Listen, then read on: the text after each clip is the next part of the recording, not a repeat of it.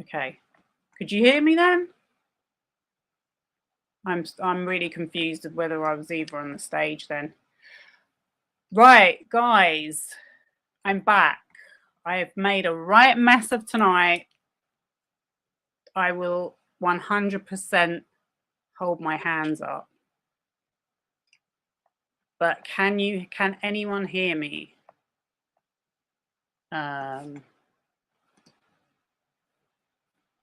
Please let me know. Oh my gosh. I'm not sure if there's anyone here or not. So that's why I'm making sure the sound's okay. Can anyone hear me? I need a mod. It's come. The time has come. I can't do this on my own anymore. Okay, I was in the middle of reading a document and I refreshed the page and basically cut my sound off. So for the last 15 minutes of the last live, you couldn't hear what I was saying, even though I was carrying on reading. So I found the bit where I got cut off, and that's where we're going to return to.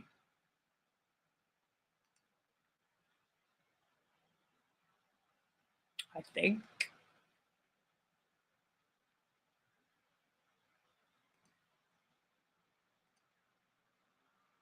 Here we go. Okay, thank you. So sorry, Kayla. Honestly, I really appreciate your patience. It is just technology. The screen kept getting too big, so I couldn't see everything. So I stupidly refreshed it. And then when I came back on, I didn't know that the sound wasn't working, but hopefully we're going to crack on. So I was at Justin Baldoni was just being told or being asked that he was scared of things that Blake Lively and Ryan Reynolds might do to him. That was what he was terrified of. He was terrified of Ryan Reynolds and Blake Lively in general, especially considering they had just threatened us and said they were taking the gloves off if I didn't release a statement. What did you understand taking the gloves off to me? Again, I didn't know. I know what they were able to. Are you okay? Excuse me? Yeah, I know somehow they were able to take my movie from me. So I didn't know what they were capable of. So in his head, he has now convinced himself that they have taken the movie from him. And I don't think this bit came through on my last live stream. But what I was saying was, he's not making it clear whether this is in a physical or metaphorical sense, because in a physical sense, his studio owned the movie. Only his CEO doesn't even know that because he was questioned in his deposition. But officially, those are facts. So the idea that they have taken his movie is a metaphorical idea. I'm just saying. Someone correct me if I'm wrong. I think ownership of movies comes down to contracts. And the other thing, which is going to be discussed later in the deposition from my understanding, is his credit on the film poster, because it seems like that was a big deal to him. I think that could be a separate issue, though. I don't think that relates to their conversation with WME, the agents. And as I was saying in the previous live, I think Blake Lively and Ryan Reynolds, just going by what I have seen, have a long experience. They both have very successful careers of working in this industry. I'm sure this isn't their first time at the rodeo of there being problems with people within the crew or cast of their movie, and they've managed to deal with it and move past it and go on to the next project. And that seems something like Justin is not capable of doing that. So that's where we're at.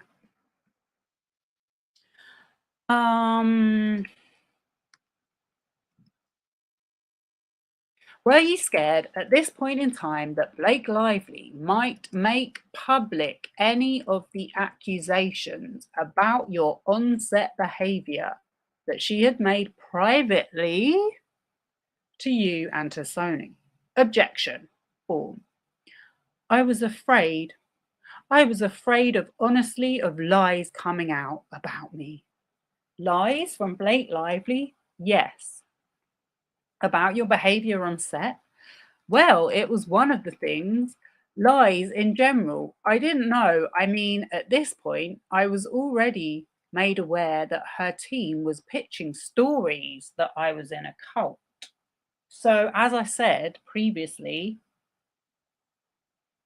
the people that were actually making jokes and discussing whether he was in a cult or not were his own PR team. Only he still doesn't want to acknowledge that. And technically, it's not really a lie, because there's a lot of people, if you even look it up on Wikipedia, it says it's a cult. Well, it says a whole country thinks it's a cult. Is it fair to say that at this point, oh, sorry, I missed a bit there. I had already been told that Mr. Reynolds had told agents that I was a predator of some kind. So I was made aware that there was damage that they were trying to do to me already. And I didn't know what they were capable of. So yeah, everything's hearsay, third-hand information. I was made aware. I imagined. He doesn't have anything concrete to go on, and he's managed to dig this huge hole for himself. Wayfarer never lost ownership of It Ends With Us. Exactly. Baldoni never lost his credit as director. He's thrown a tantrum that he couldn't have it all his way. Yeah, I think really he could have been embarrassed.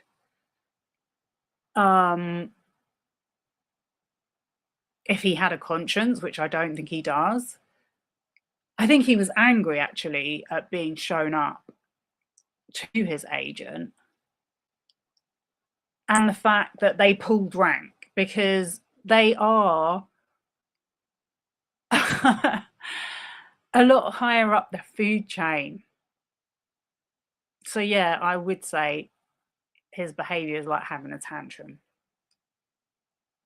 There are better directors than him, and there are better actors than him, and there are better looking actors than him. And so what anyway? Because he claims to be not about that. He claims to be about making movies that are going to change the world and improve humanity, which none of this behaviour is giving.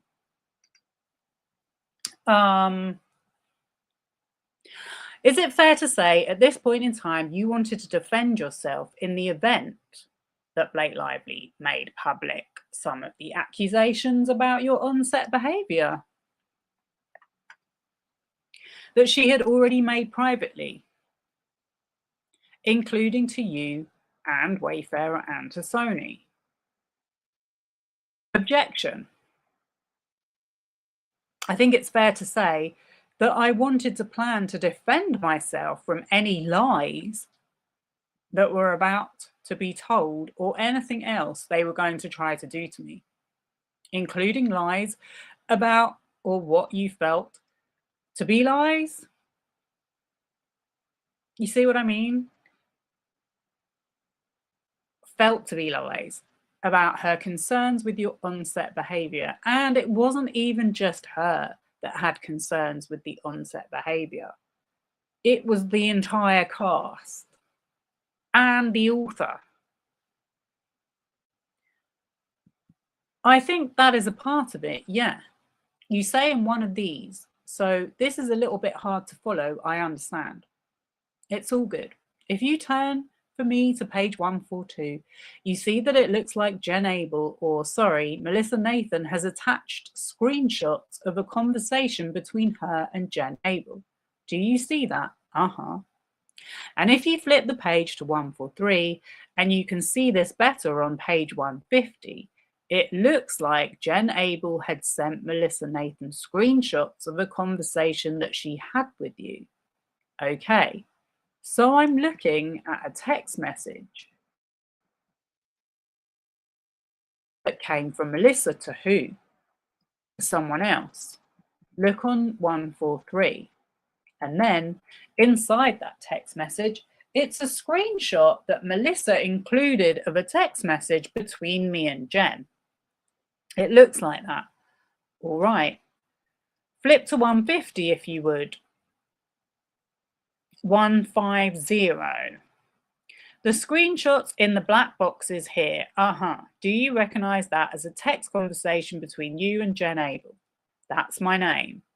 So I would assume it is. And you say, morning, not in love with the document they sent. Not sure I'm feeling the protection I feel on the call. Do you see that? I do. What call are you referencing? I don't know. I'm imagining, I don't see a date on this, but I'm imagining it's the call the first time that I met them. Them being tagged, yes. But I can't speak to it 100% because I don't know the dates. And if you flip forward to 149, that's backwards. Sure, you will see the black box looks like the text between you and Jen Abel. I'm assuming, is this from the same text thread? Looks like it to me. Okay, and then you see someone write to Jen Abel. We can't write it down to him. We can't write, we will destroy her. We will go to this. We will do this. We will do this. We will do this. Do you see that? I do. And then it looks like Jem responds, of course not. But I told him that's the point of talking through. Do you see that? I do. Do you have a recollection when you expressed to Jen Abel that you weren't thrilled with the scenario planning document that she responded to you in sum or substance? We're going to have a call with tag. That's the point of talking this through. Objection. I do not even remember the phone call with Jen. Okay, that we're even talking about. You don't recall the phone call with Jen where you expressed to her that you weren't, or any text or conversation with Jen where you expressed to her, I'm not thrilled with this document. I believe it was in a text message. That I think you have here. I don't know if we had a phone call about it. Okay, we might have, but what was your question? My question was, when you expressed to her you weren't thrilled with the document, yeah. Do you remember her giving you any comfort around, we're going to talk it through with tag, and you should understand it better once we have this call? I believe this is what she texted me, which is in this photo. But again, I could be mistaken. But independent of this document, do you have a recollection of her responding in that manner or any matter when you said, I'm not thrilled with this document? I mean, my recollection is that it was a scenario planning document, and it's all I really remember about it. I think it was just done via text. But if anything else pops in while you're asking me questions, I'll come back and tell you. I can't really believe this is how he talks. So yeah, I'm going to skip over in a minute, but I just want to read this bit because it's a classic. After you received this scenario planning document, do you recall then getting on a call with people from TAG to talk through the scenario plan? I'm sure there was a second call. I don't have a specific memory of that call. Okay, do you have any general memory of that call? I have a memory of the first call. I don't really have a memory of the second call. What is your memory of the first call? Mostly that my wife was sitting with me and we were in Sweden. I was in the middle of trying to pull off this massive surprise for her birthday with all of her friends. And while dealing with all this, and I remember meeting Melissa. I felt very comforted by like she felt very motherly and she seemed very kind. She felt like somebody that I could trust. I think I remember starting by apologizing because I had changed the meeting so many times because we were so far ahead. That's what I remember. Do you recall Stephanie Jones being on that call that you had with Tag? I don't. Do you recall Jen Abel being on that call with Tag? Do you recall Stephanie Jones being on any call that you had with Tag? I don't. I don't think Stephanie Jones ever saw the scenario planning document that Tag sent over. Okay. So then I think she's trying to show there was definitely a call, but he doesn't want to admit to it. It looks like at the top of the page, Brianna Butler and Katie Case are reacting to your criticisms about the scenario planning document. And Brianna says, I'm sorry, that document was strong. And we walked through all the possibilities of him doing some big sit down, which would kill him. Do you see that? So what I was saying in the last live stream where you all couldn't hear me was that some examples came to mind of people of men, I should say, that have done big sit downs to try and redeem themselves on a big show on TV. And that was Michael Jackson, R. Kelly, and formerly Prince Andrew. And I'm like, those were the three that just came to me straight off the top of my head, where they've sat down thinking, I'm going to do an interview and everyone's going to think that I'm wonderful.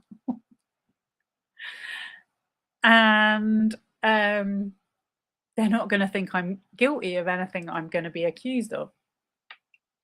Only it was a total disaster for them because they didn't listen, even though this has been a total disaster, but besides the point. Okay, Brianna says, Katie Case writes, it's really effing strong. He can't come off as the victim. She'll destroy him. Do you see that? Did they ever relay in sum and substance to you, or did anyone at Tag ever relay in sum and substance to you that you can't come off as the victim or Blake will destroy you? No, I'm not sure what this is saying or what it's about. Okay, and then down below, Brianna Butler says, we can just refresh our memory of Brianna Butler for one sec.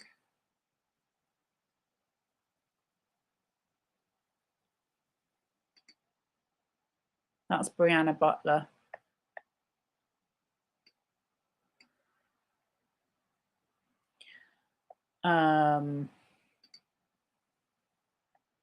Who worked on the Johnny Depp account.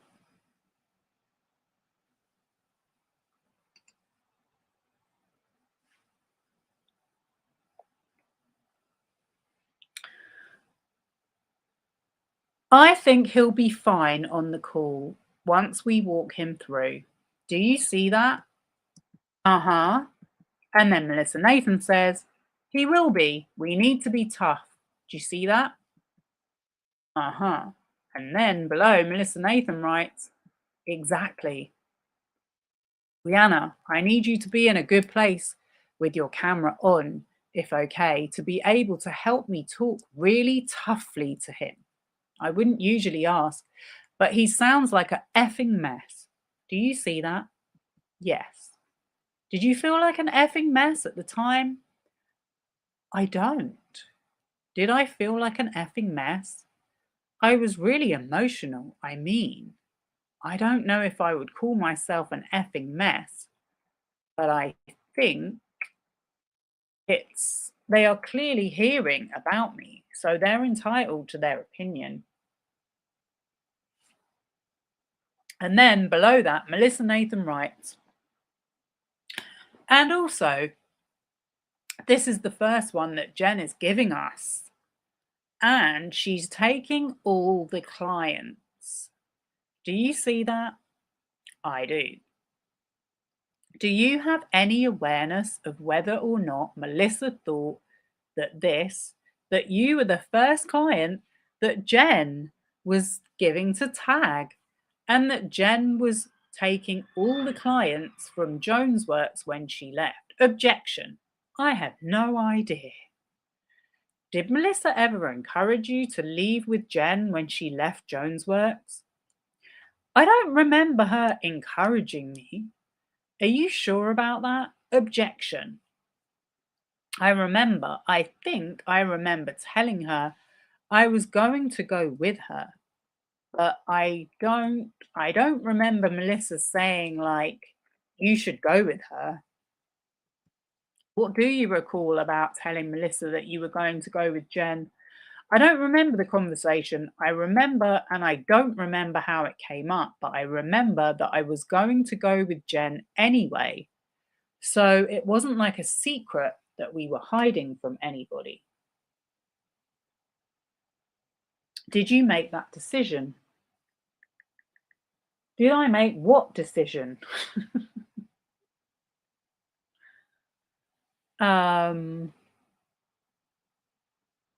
Yeah, what decision? What were we just talking about 1 second ago?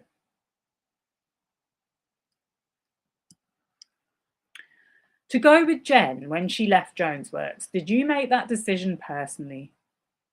That was a consultation between myself and Jamie, and I believe at the time, Tara. And when did that consultation and decision happen between you and Jamie and Tara?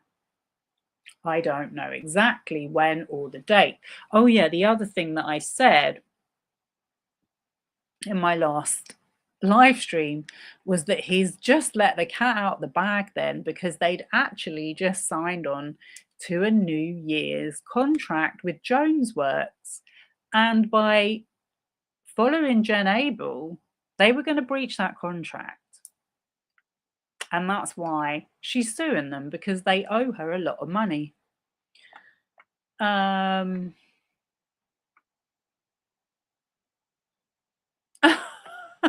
What?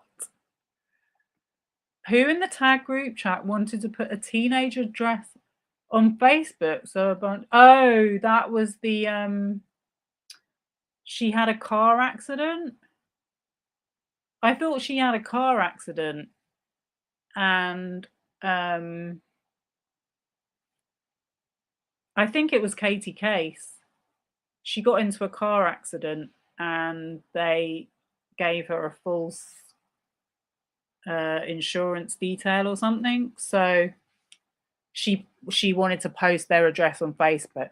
Yeah, I mean, these people are petty as it gets. They are as petty as it gets. There's no doubt in my mind. You know, it wouldn't surprise me if they were on Reddit and all these other social media sites that they claim to not know anything about. Especially, which one said they've got loads of different email addresses? I think it was Jen Abel. Anyway, where was I? Yeah, so he's let the cat out of the bag, but he doesn't realise it, as usual, because he's never done anything wrong in his life.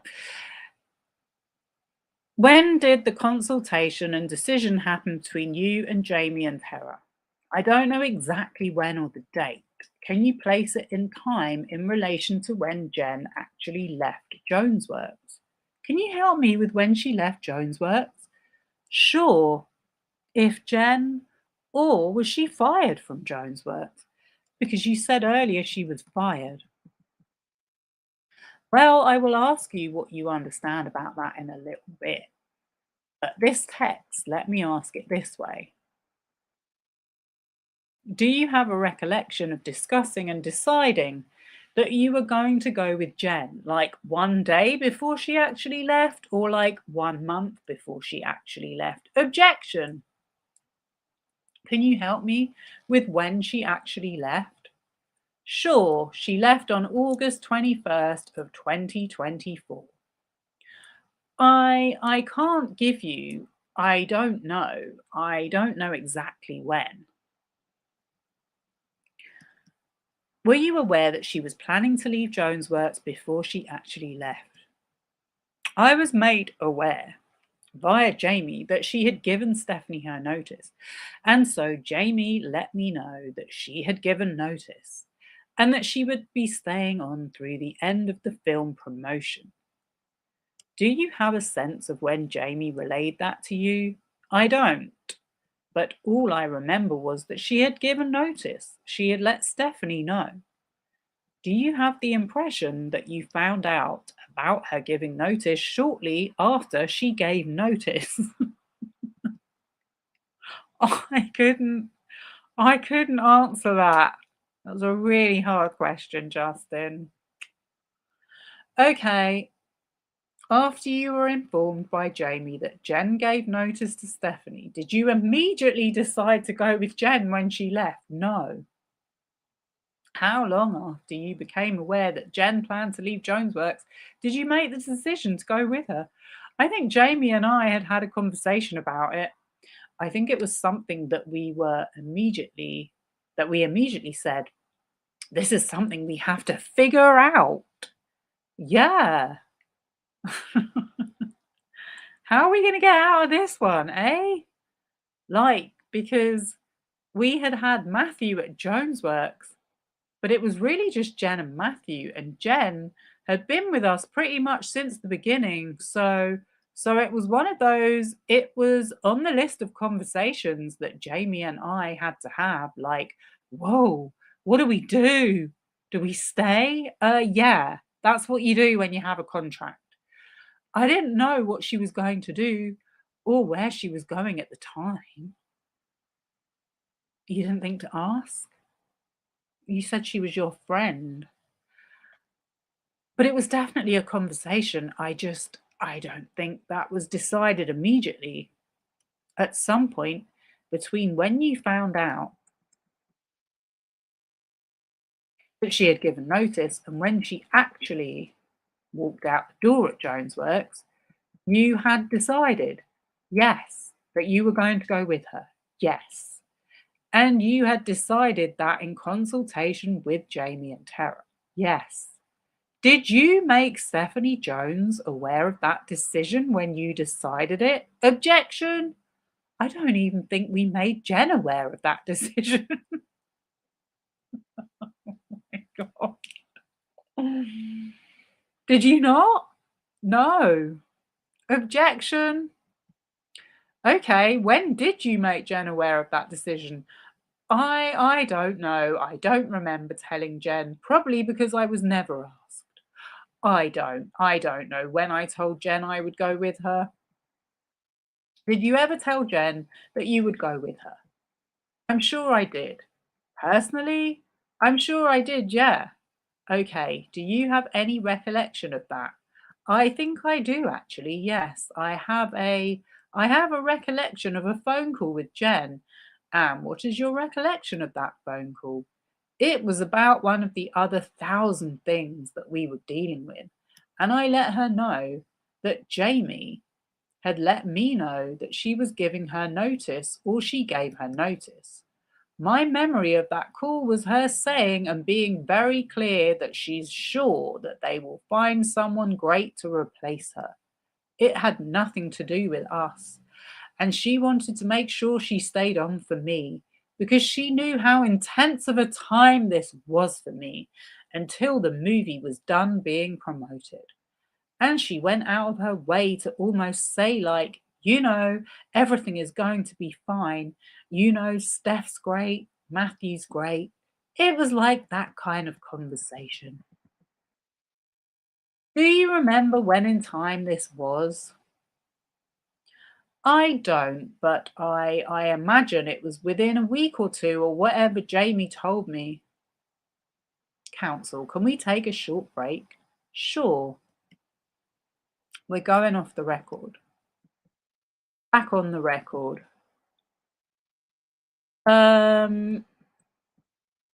So I can't remember now because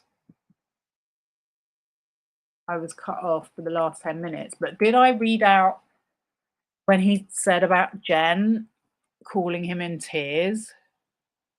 And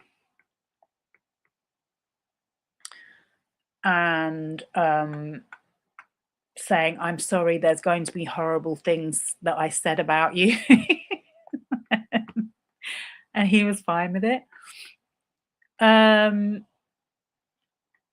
You want to know which lawyer advised them to breach their contract? To be honest with you, I don't think they even needed to be advised. It sounds like the kind of decision Jamie Heath would make unadvised. Because neither of them give a stuff about money. Like, honestly, they just act with no consequence. So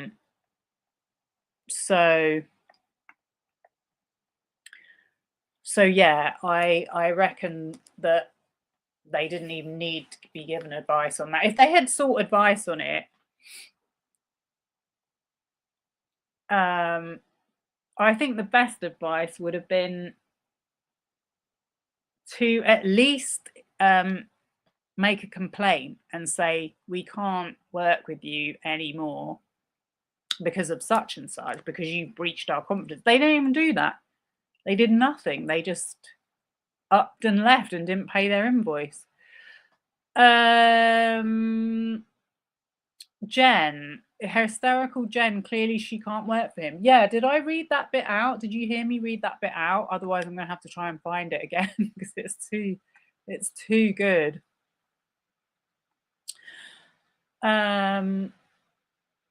Okay, so we've had a break.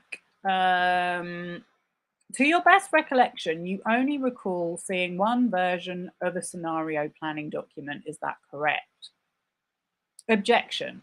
I don't believe I saw a second version. After you were provided with the scenario planning document, describe for me the series of events to your recollection in terms of how you came to hire Tag. Yeah, good question. Very good question. If you didn't think they were giving you the protection you needed,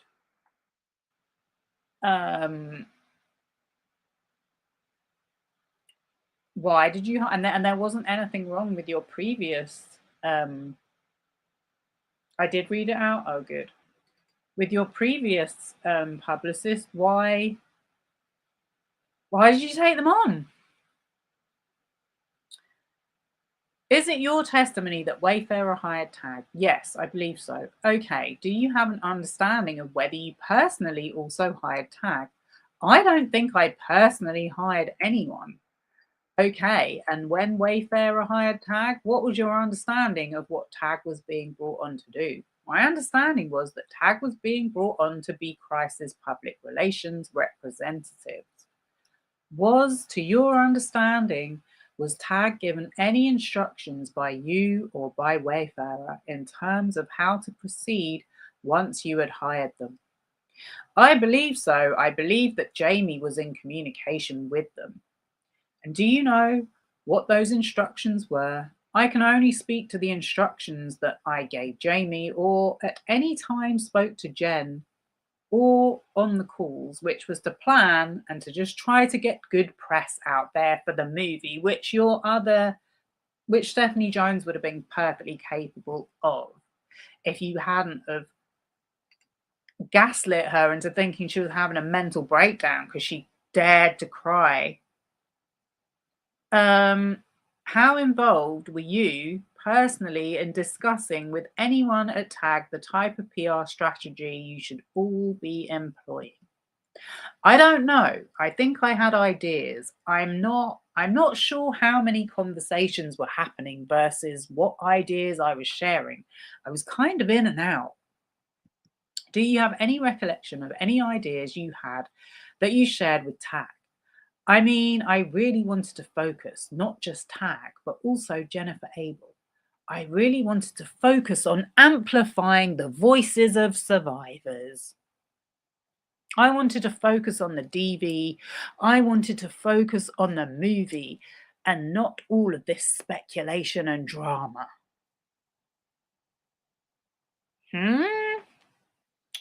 Did you personally ever have any conversations with Stephanie Jones about the instructions that Wayfarer was giving TAG in terms of how to proceed?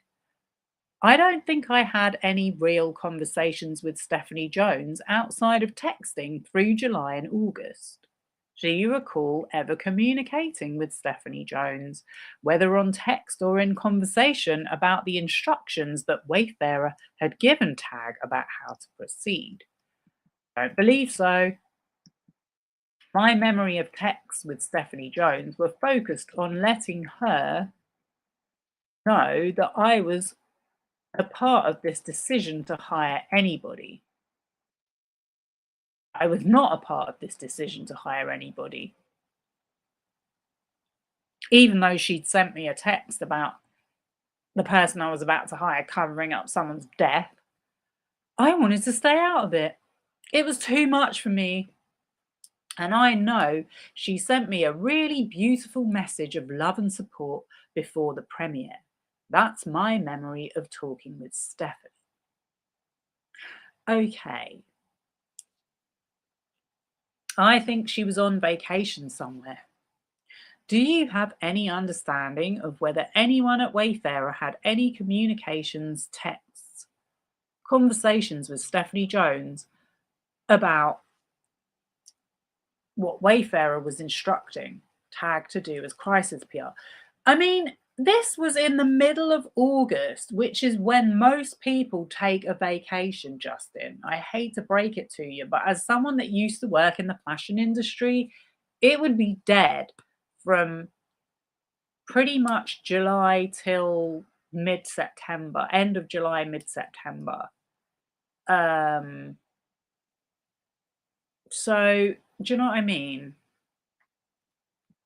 He's making it seem like, oh, she was off on holiday. And she was still communicating even while she was on holiday with you, who, no offense, actually all offense, you weren't her top client and you knew it yourself. I don't know. Okay, going to show you a document marked Exhibit 17. Should I get rid of this? Yes, thank you. It's a text between Henny Grace, who is you, Jennifer Abel, Justin Baldoni. I think that's it. So this looks like a text thread between you and Jennifer Abel. On August 5th, 2024, with a bait stamp, Baldoni, several zeros, 18710. Do you see this? I do. Okay, and Jennifer Abel, do you recall this text thread? Vaguely, but I know this was in the New York Times from what I was told, because I can't actually read for myself. Did you ever read the New York Times article? I did not. How did you come to sue them for defamation?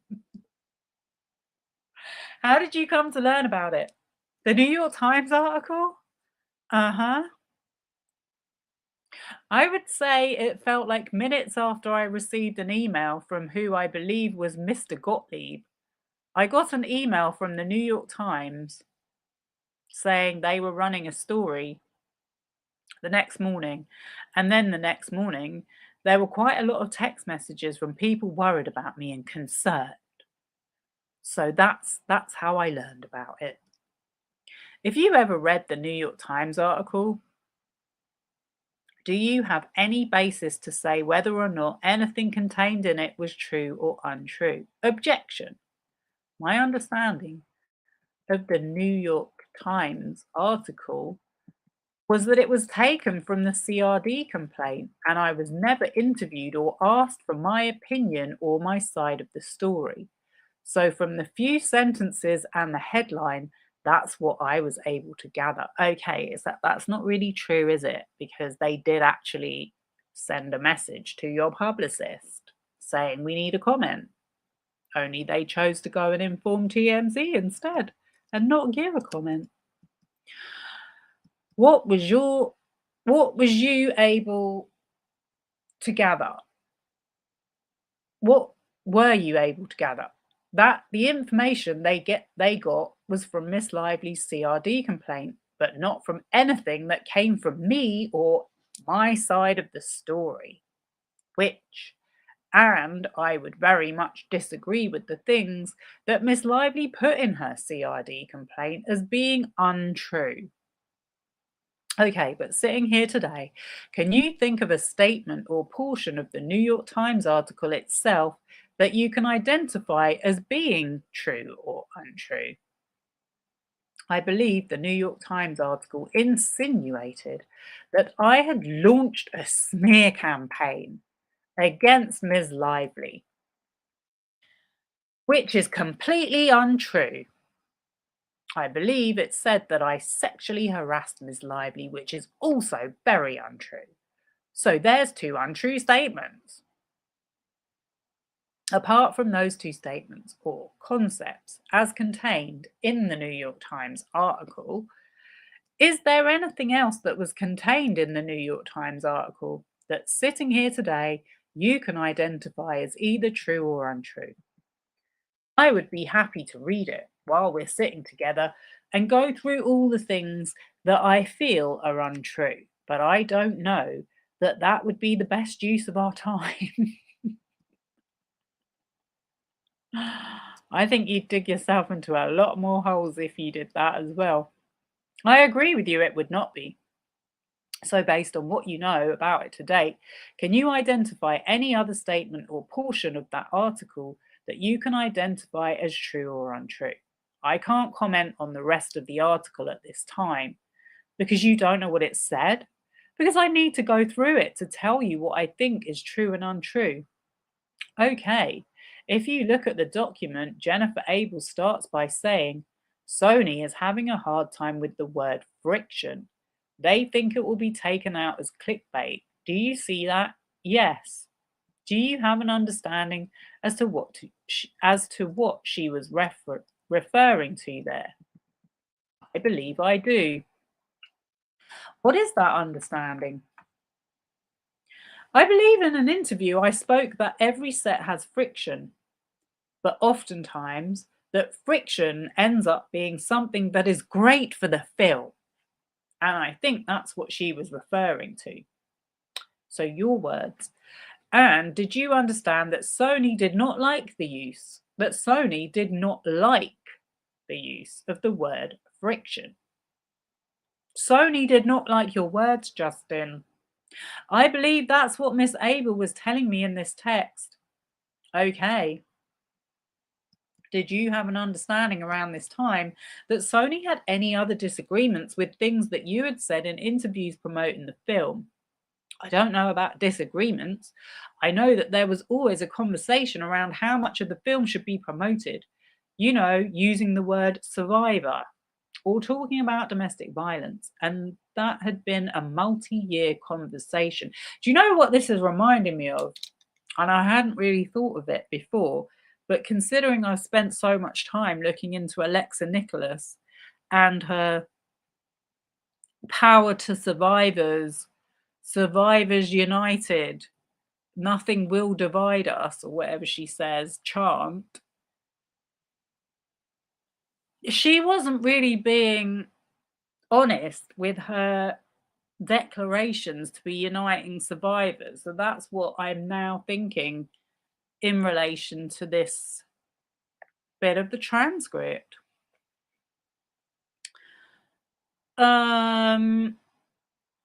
Because what on earth was Justin Baldoni going to do for survivors or victims of domestic violence? Honestly, honestly. And you thought more of that content should be used in promoting the film, and Sony wanted less of that content to be used. Is that right? Objection.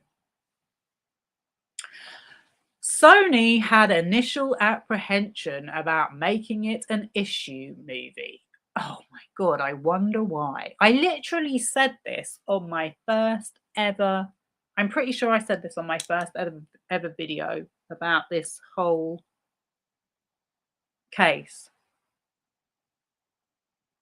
Because their marketing campaign was to make it about the flower shop and flowers, and don't mention anything negative about domestic violence because it's too messy for Hollywood. Like, we don't want to get into dark subjects. We just want to make it look like we are talking about dark subjects. Sony had initial apprehension about making it an issue movie, and I tried to explain to them that you cannot run from the fact that this is an issue movie. And this was the very reason I was making the movie.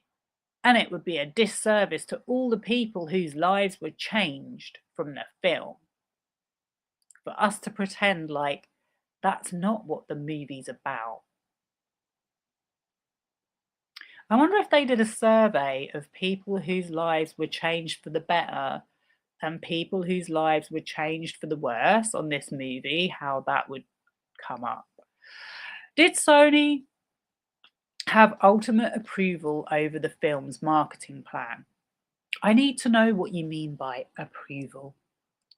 Was Sony deeply involved in conversations with Wayfarer and the cast about the film's marketing plan?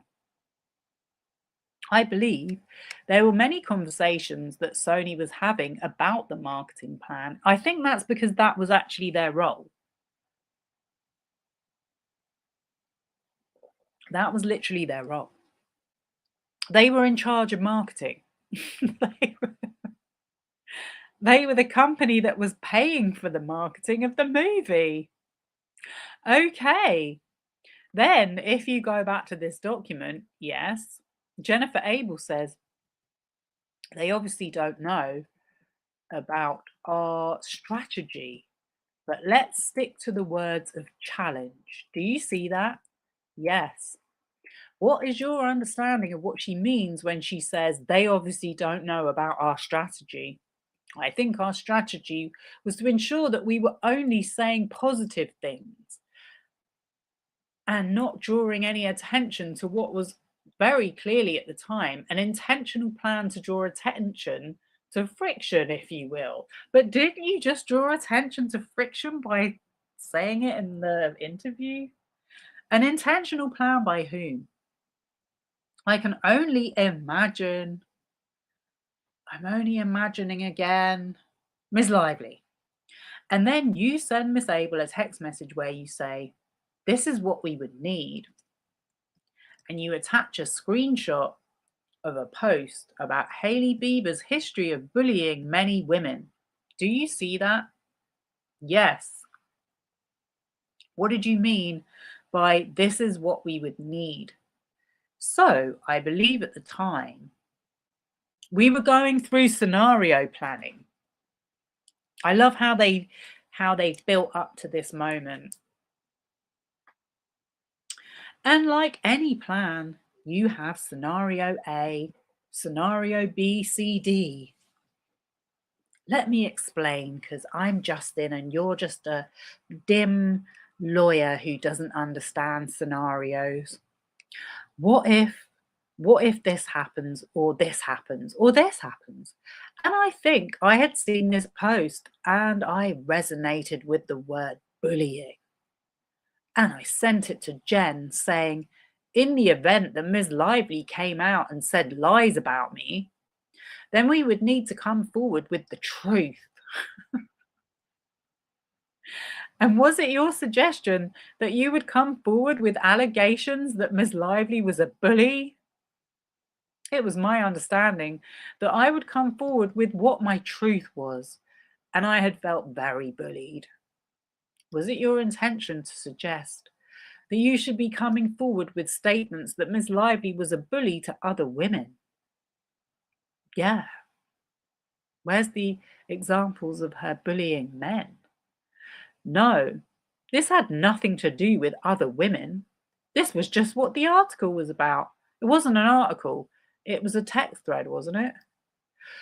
And this article, by its own words, is about Hailey Bieber's history of bullying many women, right? Yes, I see that. Okay, and it was your suggestion that in some scenario where Ms. Lively was to come forward with what you felt were lies about you, you would want to come forward in the press with allegations like those contained in this post you sent. Objection. No, not exactly. So why did you say this is what we would need? So how would you correct that? So if Ms. Lively were to come forward with lies about me, then I would want to come forward with my truth. So it was about me and my experience. I don't know what this article was about. I actually didn't read it. Justin, you know Twitter? Yeah? It's like a troll farm psyop. That wasn't an article. That was a thread by an anonymous account, an anonymous troll account. I'm sure you're familiar with trolls, Justin. Come on. I actually didn't read it. I saw it. I saw the word bullying. At the time, I felt very bullied and scared and very alone. And we were planning for all the various things that could happen. That's why I said would as the operative word. This was a part of a scenario planning document, and the hope was that the movie was going to come out and everything was going to be fine. It was.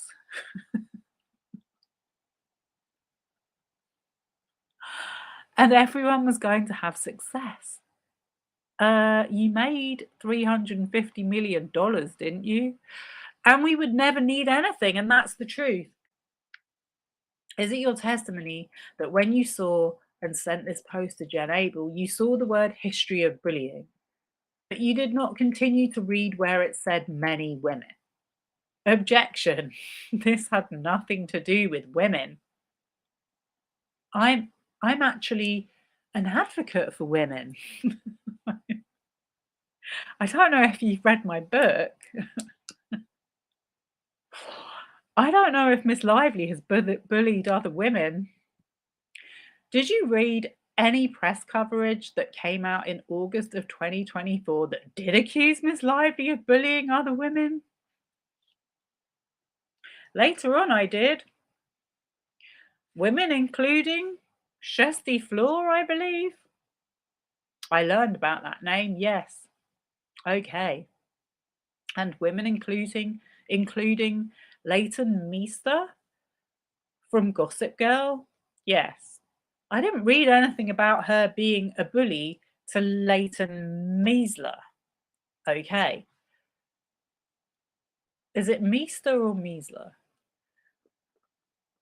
Okay, are you aware that the article that Brianna Butler Coslow testified under oath in this case that she leaked and helped to plant in the Daily Mail about Miss Lively contained allegations that Miss Lively had bullied Shusty Floor. And had bullied Leighton Meester. Objection. I was unaware of that. I also was unaware that she bullied Leighton Meester. And you were unaware of that, even though that you here suggested to Jen Abel that what you would need in the event that Ms. Lively disclosed anything negative about you is articles similar to this one that says Hailey Bieber's history of bullying many women. Objection. I disagree with the way that question was phrased. Do you think that's just a coincidence? Objection. That what is? That you suggested that you would need articles about similar to Hailey Bieber's history of bullying many women and then tag the company that you employed as crisis PR did in fact plant an article about Blake Lively bullying other women. Objection. Also, is it not a coincidence that Hailey Bieber is married to Justin Bieber, who's managed by Scooter Braun, or was managed by Scooter Braun until he left, has a history of being alleged to be behind bullying campaigns against Justin Bieber's girlfriends and Taylor Swift, who evidently Justin can't stand. So what is the question? The question is, do you think that's a coincidence? Objection.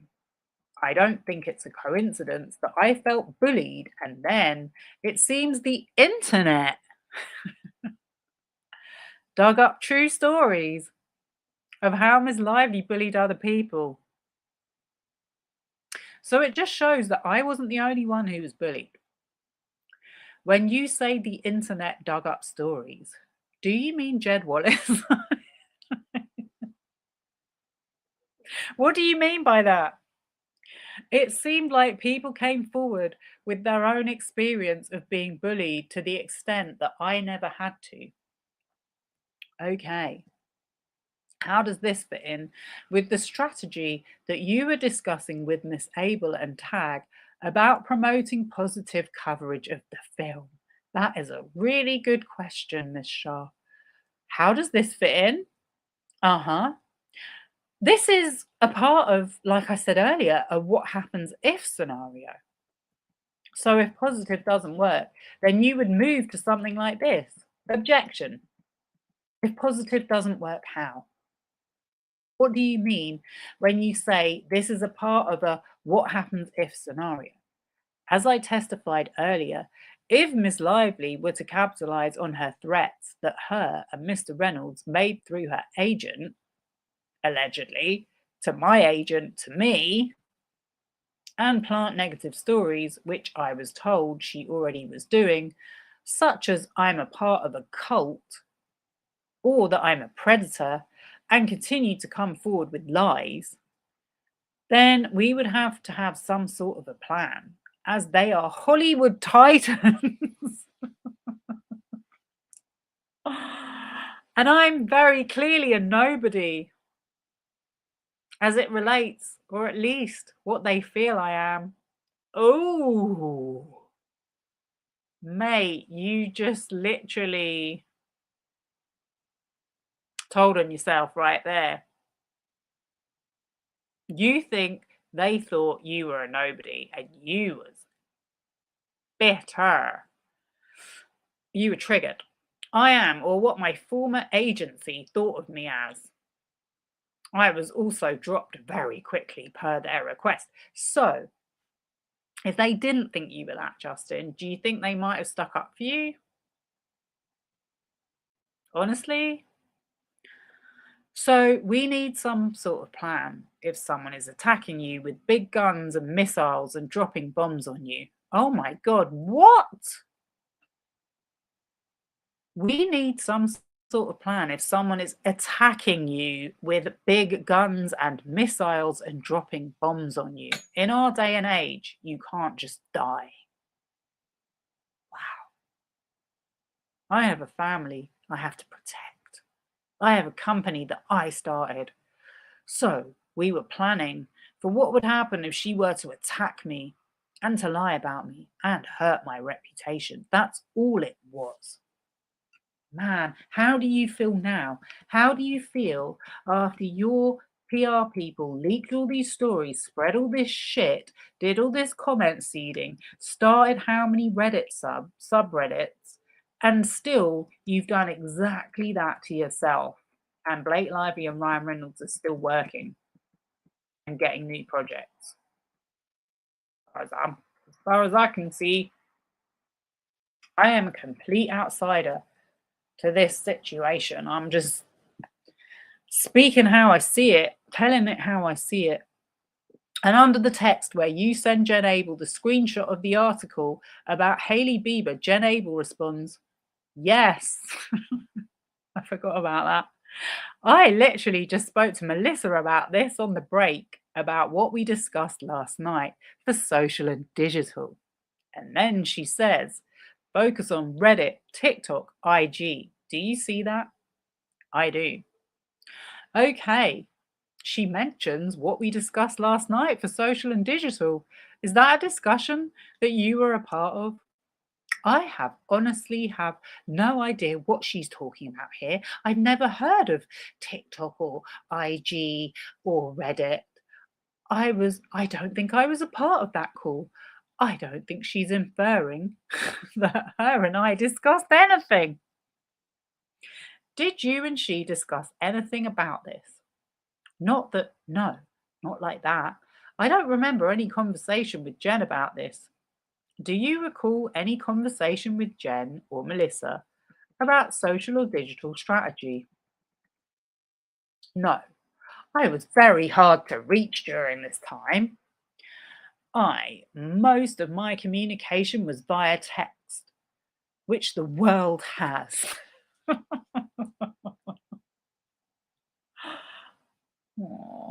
Oh, baby. Did the world get hold of your text messages?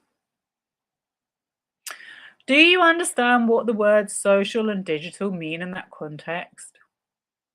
I would have assumed they mean the same thing, so I don't know. I still don't know the difference between social and digital, because social is inherently digital, so I don't know.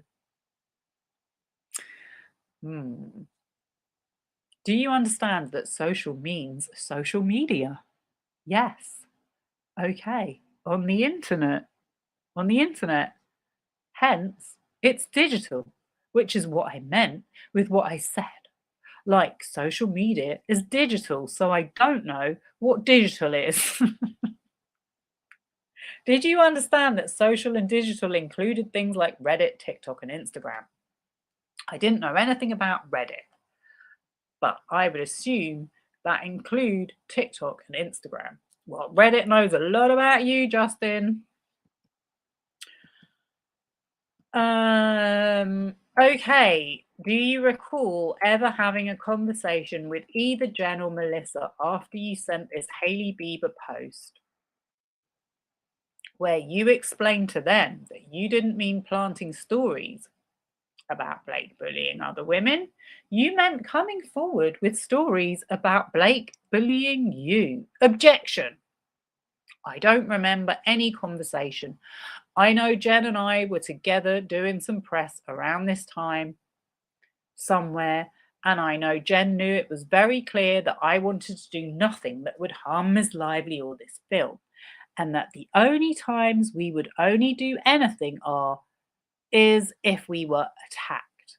And we were attacked, and we still didn't do anything. Okay.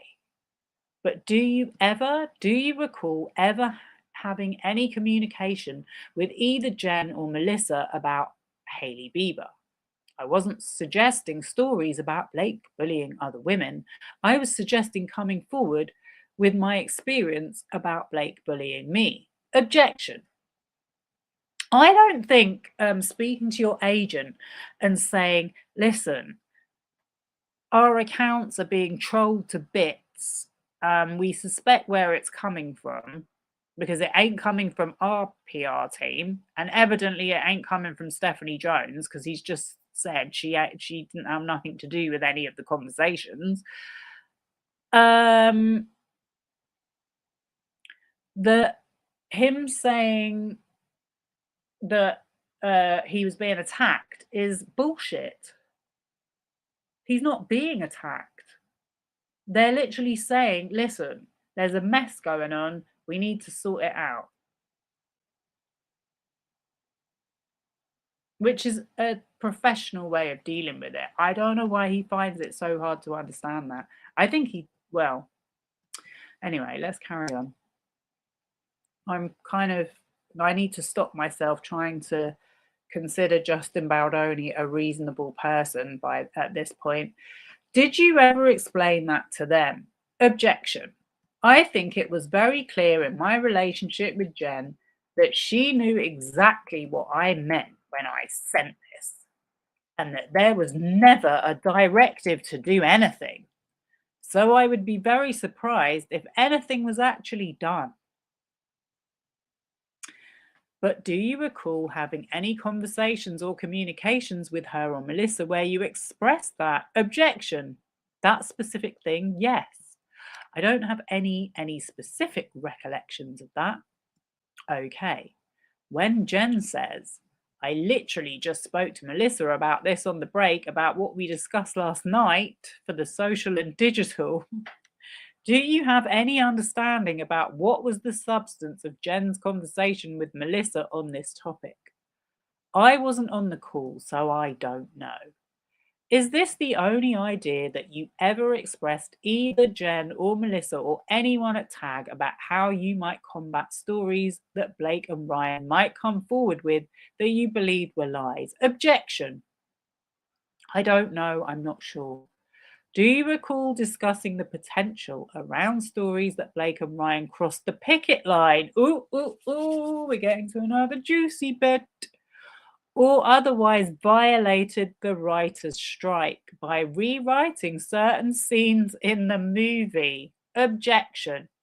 I think I do, yes. I think you're about to be shown some more of your own words, Justin, to contradict exactly what you're saying again.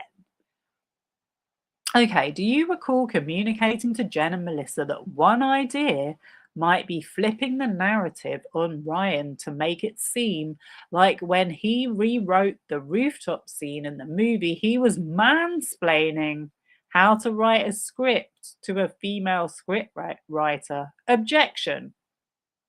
I don't remember exactly what you said, no. How do you remember it? I remember that an article came out, or I thought you didn't read any articles. Or essentially it was like a source said, oh yeah, those kind of articles, yeah, they're normally really accurate.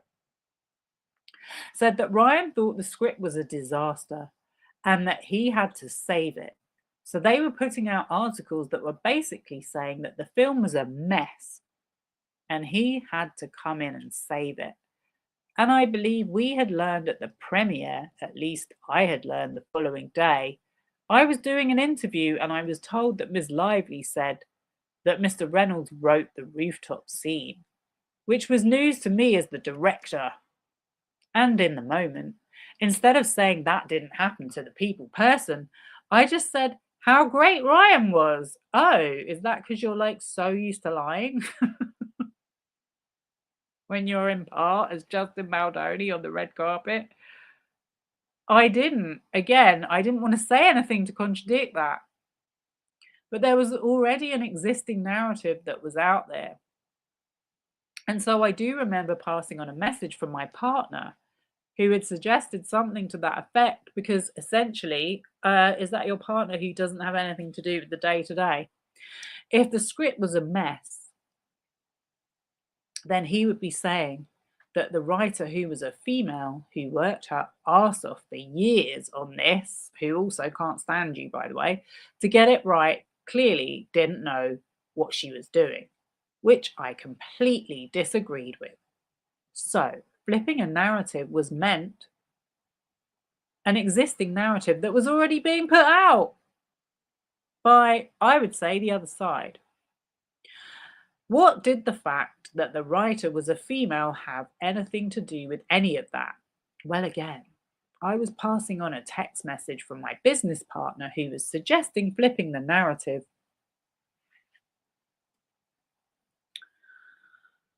Oh, sorry. Let me just have a sip of water. I may have asked you this before, but for the record, do you have any recollection of discussing any of this scenario planning that was going on that we were just talking about with Stephanie Jones? I don't have any recollection of talking with Stephanie Jones about scenario planning. See? He's just said Stephanie Jones had nothing to do with the discussions. So why would she be why would she be giving out this information?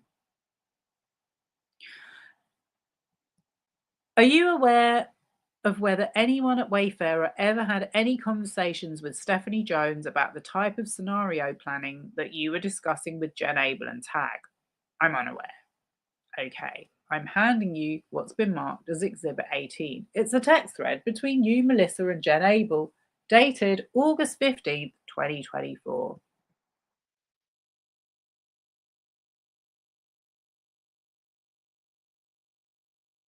Oh.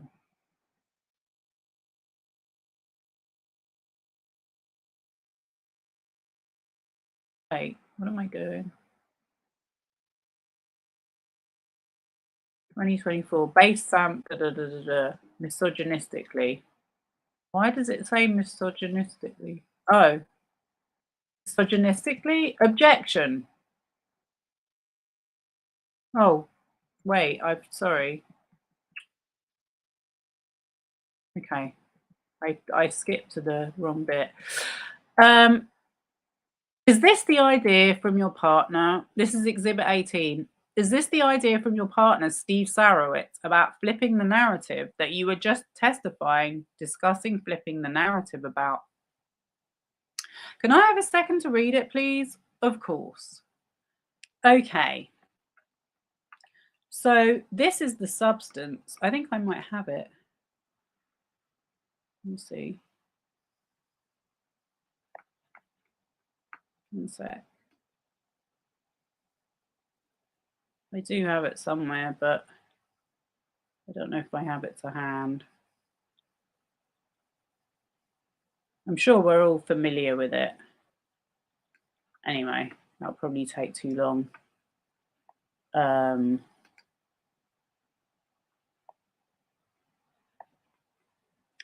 Who's saying you're an idiot? You talking to me? Justin the Scab, yep. He's about to admit to scabbing. 8 people watching. Oh, we've got a troll in the chat. Woo! Thank you for joining me. I don't care how many people are in my chat, honestly. I really don't. Why don't you go and find someone who cares?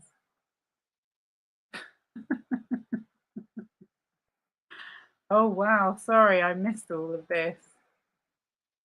Look, if you want to carry on believing Justin Baldoni, who literally didn't care that a woman's death was covered up, then I really have nothing to say to you. And I'll carry on with my 200 views. There's plenty of... Go and watch Shusty Floor with her 150,000. I'm fine with that. I'm fine with that. Baldoni has this slam dunk. I don't think so.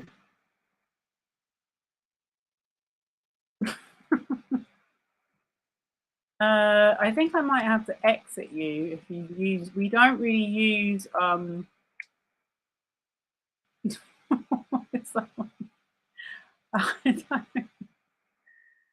We don't use curse words generally on this channel. I try and bleep them out. He's never heard of IG. These are the comments I welcome in my chat.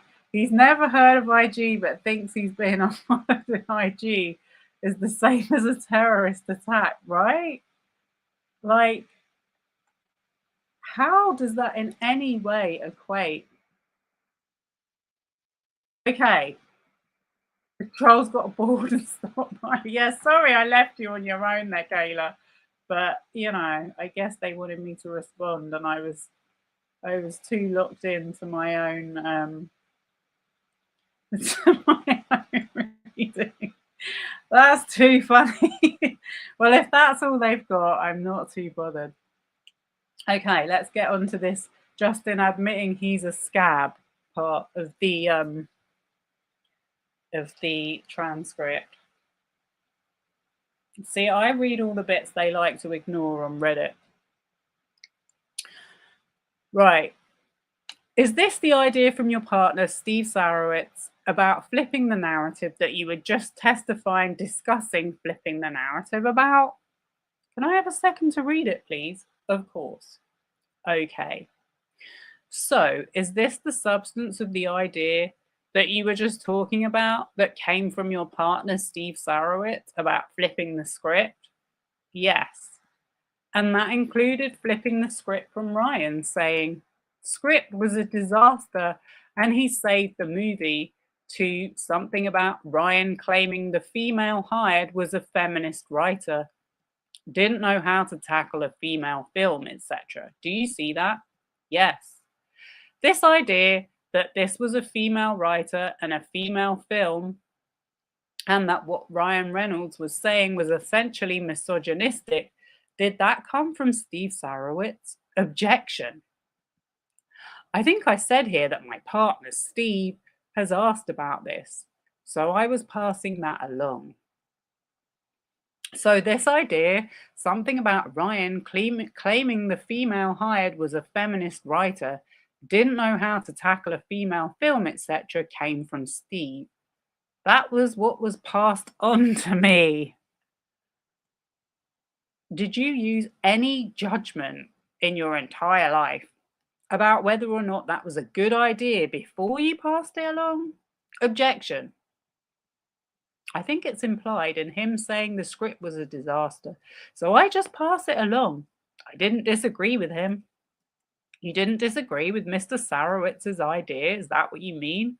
I didn't disagree with what Mr. Sarowitz was saying in terms of what Ryan was inferring when he called the script a disaster, meaning that Ryan was essentially acting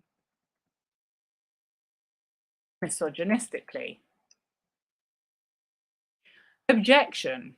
One could infer if he's saying the script was a disaster, and one could infer that simply from the fact that it was a female writer who wrote the script, and a female author, female writer, and yeah. Did you rewrite any portions of the script that the female script writer wrote? Did I rewrite any portions of the script?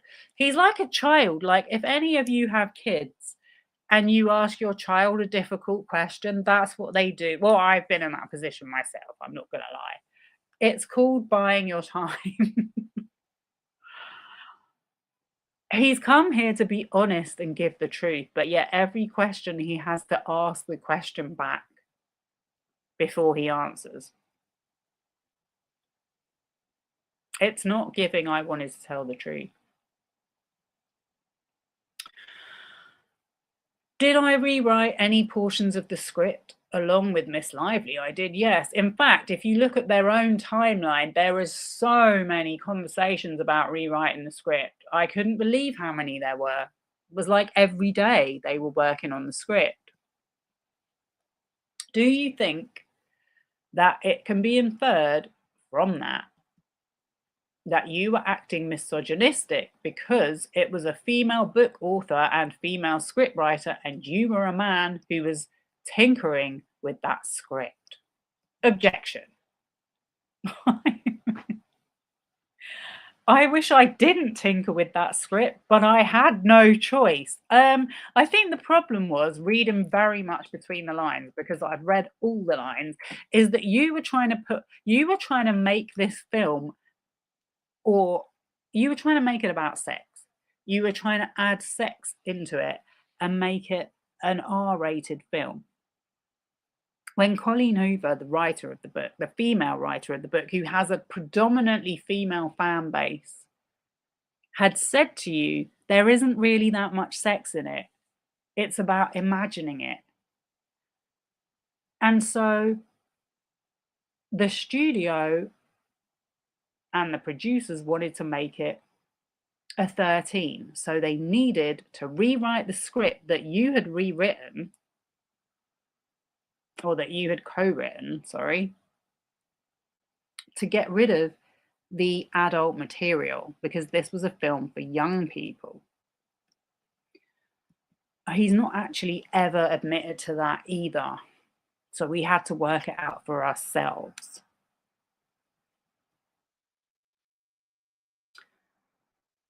So yeah, I will tell 8 people that. I don't care.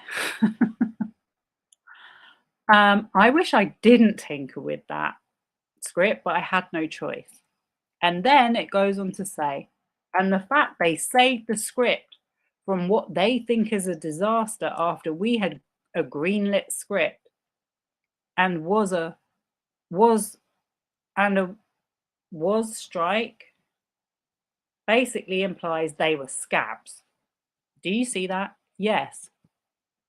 And then if you flip the page, you write, which we should 100% lead them to. I know I've read this bit before. Do you see that? Yes. That last part, which we should 100% lead them to, was that your idea, or were you still relaying that's what Steve meant? I don't know. When you said which we should 100% lead them to, do you mean lead reporters to? I actually don't know what I mean here. What is your best guess? Objection. I don't know. No idea? I don't know what I meant. Okay.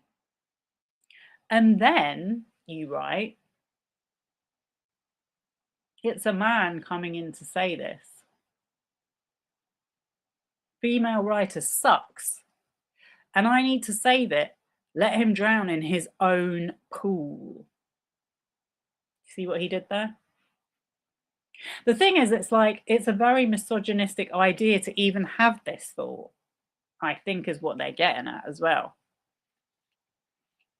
Is that the sum and substance of the idea that you were relating? Which part? The pool part or the other part? All of it. It seems to be that way, yes. In other words, this is something that he created. Like he came out with a story about this in the first place. This was not something that we came out with and wanted to talk about. Okay.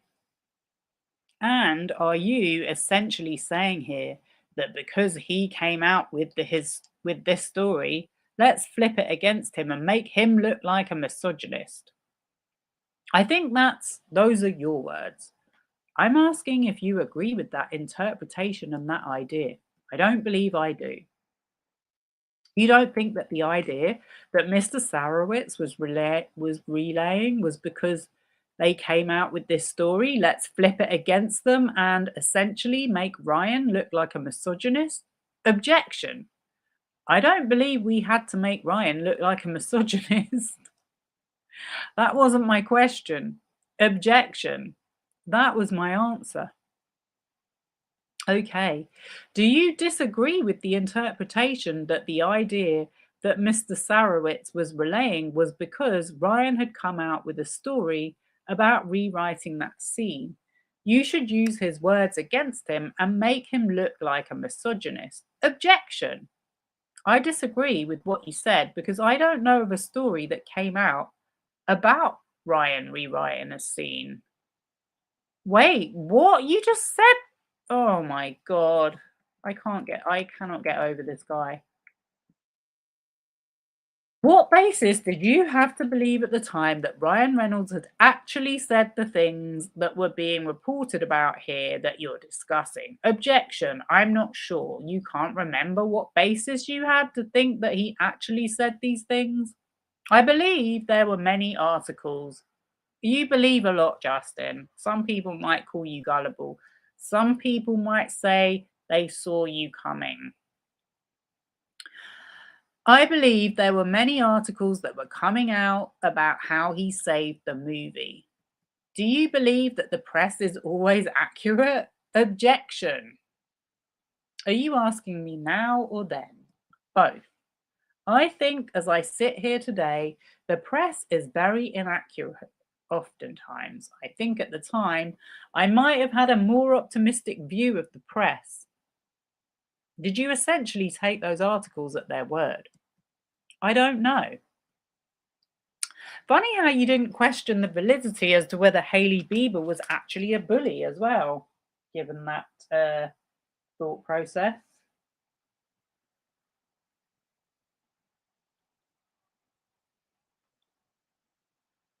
Garbage take. By the way, 79 Mr. Do Right. This isn't a take. I'm just reading the transcript. So if you want takes, go and watch Shusty, Floor, and Popcorn Planet because they get sent the talking points. Not us. We're just looking at what's in front of us, which is court documents.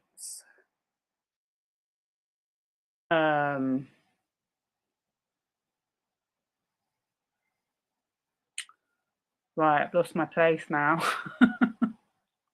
Other than the reporting that was going on at the time about what Mr. Reynolds or Ms. Lively had said about this, do you have any other basis to understand what they had actually said? I'm not sure. Okay. Was this also part of this scenario planning that you were discussing? I am unsure. How does flipping the narrative in the way that is suggested here reconcile with the view that you should be putting out only positive stories? Because it has to do with a defensive measure. So if we're talking about something that was an offensive measure, then flipping an existing narrative would not be us doing anything offensively. It would be us defending. And again, this was me passing something on. Do you recall testifying earlier about whether Melissa Nathan even ever encouraged you to leave Jones Works with Jen Abel when Jen Abel left? At this point, I remember some of that, and I would love for you to refresh my memory more. Sure. Oh, they're not going to read the bit where he says he's a scab? Maybe that's when Gottlieb questions him. That's part 2. I know this has already been 4 parts, but we have a whole other questioning by Michael Gottlieb, which is class.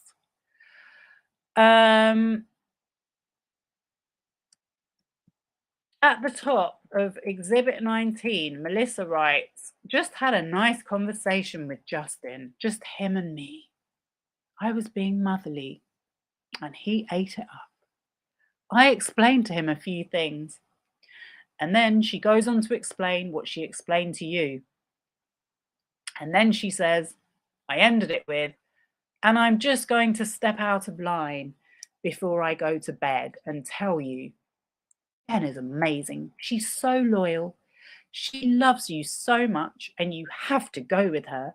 And he was like, oh my God, of course I'm going with her. Do you see that? I do. Do you remember having that conversation with Melissa Nathan? Very vaguely. What do you remember about that conversation? I remember it was mostly about, like I was thinking, I was like, she had had a conversation with Leslie Sloan, which I found shocking because I just found it very surprising.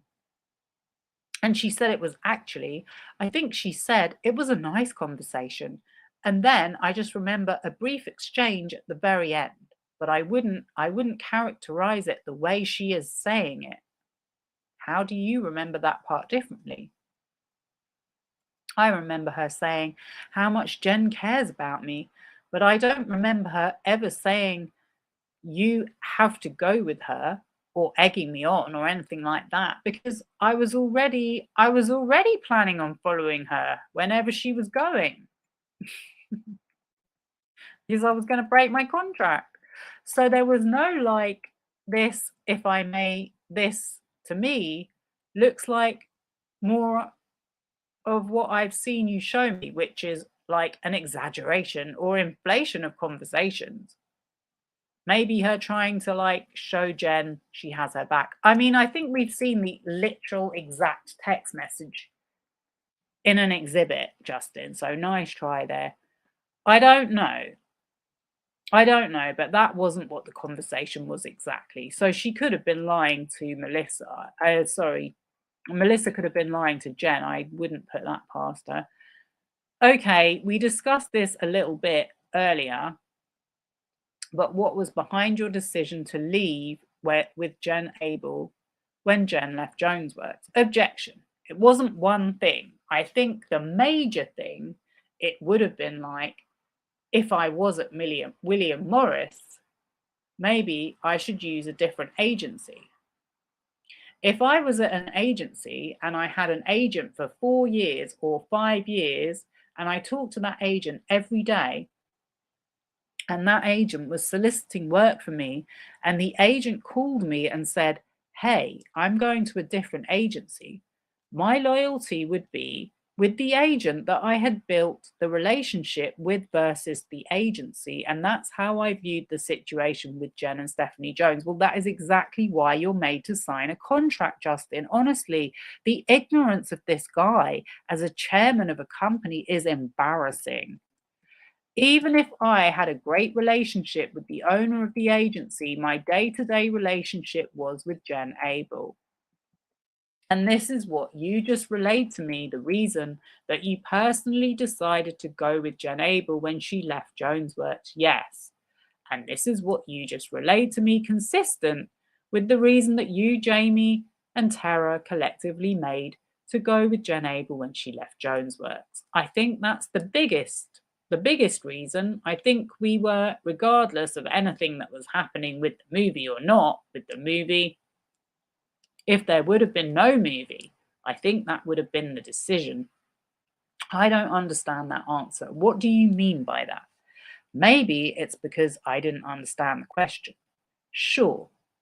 You said that you discussed with Jamie Heath and Tara Hanks this conversation around whether you personally and Wayfarer the studio should go with Jen Abel as your publicist. Yes. When she left Jonesworks, right? Yes. Objection. And the three of you collectively made a decision around what to do, right? Oh, I don't know whether I should read this bit or not.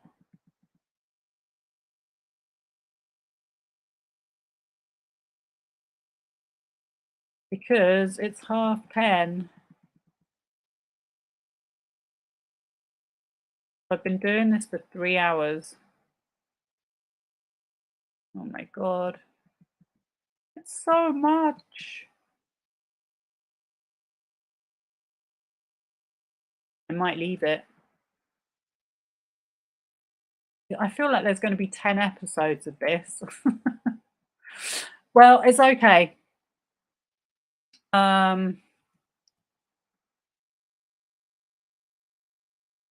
Because we're getting on to a different subject about him leaving again. Garbage. Wow, the trolls are out in full tonight. What is garbage about it? I'm literally just reading the transcript. You think Melissa doesn't lie? Lishcat? Justin talks in too many circles to read through his deposition in under 10 hours, right? He does. He's like, how many times does he say, can you ask? He either repeats the question or says, can you repeat the question? It's so time consuming. Team Baldoni. Okay, you're in the wrong. Listen, if you're Team Baldoni, you're on the wrong channel. I don't know why you're here. This is go do your own research. So go and do your own research and carry on supporting Justin Baldoni. I really don't care. This is for people that don't like being brainwashed. They get mad I'm criticizing him. I mean, I'm just saying how it is, really. I don't think, I think I'm holding back because I'm tired. Anyway, guys, thank you so much, all 8 of you. Oh, we'll see you next time. I'll probably come back tomorrow, as long as I'm not feeling sick. The only reason I wasn't here yesterday is because I wasn't feeling well.